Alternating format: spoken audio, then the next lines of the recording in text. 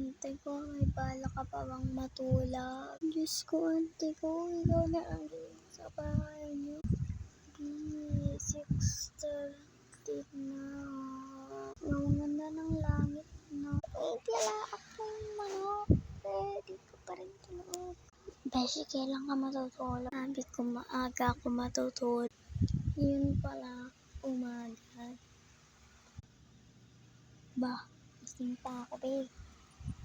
Babe, good morning. Di pa ako natutulog. Tilaok na ng tilaok yung manok. Di ka pa rin tulog. Isip na. Sabi ko kanina, sa mga pakiramdam ko kaya matutulog ako maaga. Tapos biglang umukay pakiramdam ko. Umaga na natulog. Di na talaga ako matutulog nito. Di na ako makakatulog. Umaga na eh. Ano pang matutulog yan? 7 na be. Tulungan niya ako. Paano pumikit? Gawagay tayo mga besh. Pengi candy blossom. Tapos sabay turuan mo na rin ako paano matulog ng maaga.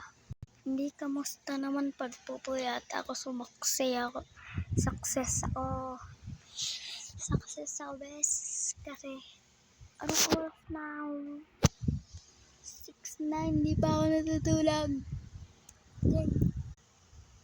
Nakahiga, nakatulala. Iniisip kung paano matulog ng maaga. Besh.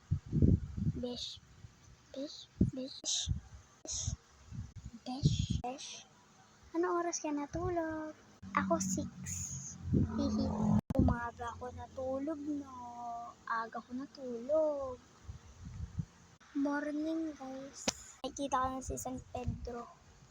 Grow a garden tayo, mambuburaot ako sa inyo. Please comment nga kayo kung paano makatulog ng maaga. 1 tupa, 2 tupa, 3 tupa, 4 na tupa, 5 tupa, 6 na tupa, 7 tupa, 10 tupa. Di pa rin ako makatulog. Ako nagbibilang dito, oh. Don't mind it kung madilim at di niyo ako makita medyo. Kasi pinatay ko na yung ilaw dito. Para kumari tulog na ako. Pero mamayang 7 bubuksan ko yan. Wala ka dyan. Pero kung di ako natulog. Diyos ko, be.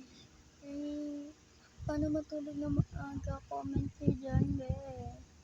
Mag-comment naman